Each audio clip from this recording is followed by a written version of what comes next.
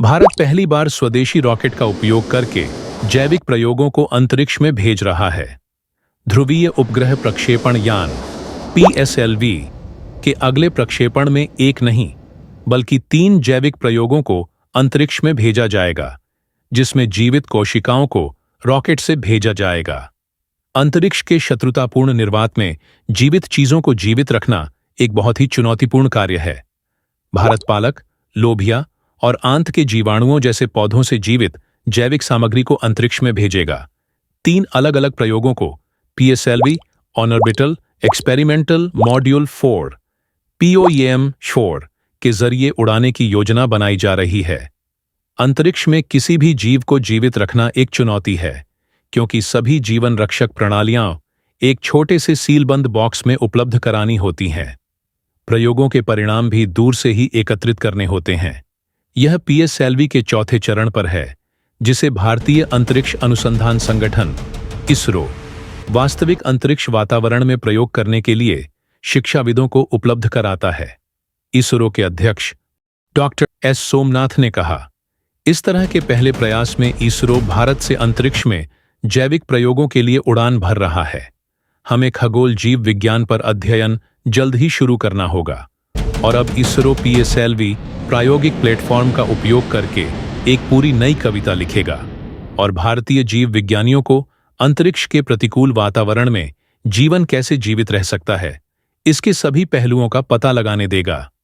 PSLV का अगला mission C6 start, जो बहुत जल्द निर्धारित है, वास्तव में एक बहुत बड़ा प्रायोगिक मिशन है, जिसका मुख्य प्रयोग स्पेस डॉकिंग एक्सपेरिमेंट है, जहां ISRO पहली बार अंतरिक्ष में 2 भारतीय उपग्रहों की डॉकिंग और अनडॉकिंग का प्रदर्शन करेगा।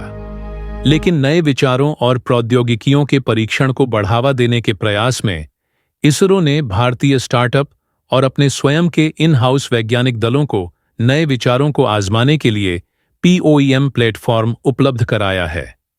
अगले मिशन में PSLV के चौथे चरण पर 24 पेलोड का परीक्षण किया जाएगा।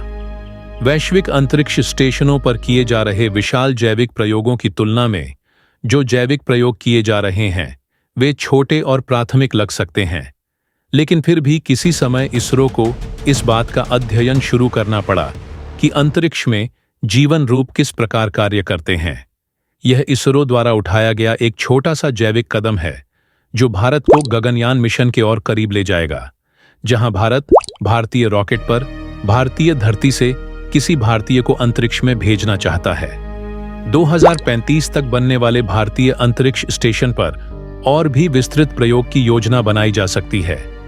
मुंबई स्थित MIT यूनिवर्सिटी के वैज्ञानिक इस बात का परीक्षण कर रहे हैं कि अंतरिक्ष के शून्य गुरुत्वाकर्षण वाले वातावरण में आम पालक की कोशिकाएं किस तरह काम करती हैं। यह पता लगाने की कोशिश कर रहे हैं कि स्पिनेसिया ओलेरेशिया से प्राप्त कोशिकाओं का समूह अंतरिक्ष में किस तरह काम करेगा। पूर्ण पालक के पौधों के ऊतक संवर्धन के स्थान पर विकसित कोशिकाओं को प्रयोगात्मक मॉडल के रूप में प्रयोग किया जाएगा।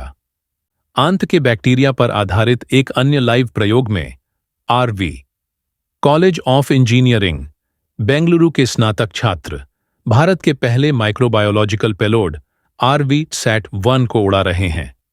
एक बंद कैप्सूल में आंत के जीवाणु बैक्टेरॉइड्स थेटायोटोमिक्रॉन को अंतरिक्ष में भेजा जाएगा ताकि उन्हें बेहतर तरीके से समझा जा सके। टीम आंत के स्वास्थ्य और जीन विनियमन पर बैक्टीरिया के विकास के प्रभावों का पता लगाना चाहती है, जिससे अंतरिक्ष में मानव शरीर क्रिया को समझने के लिए मूल्यवान डेटा मिल सके।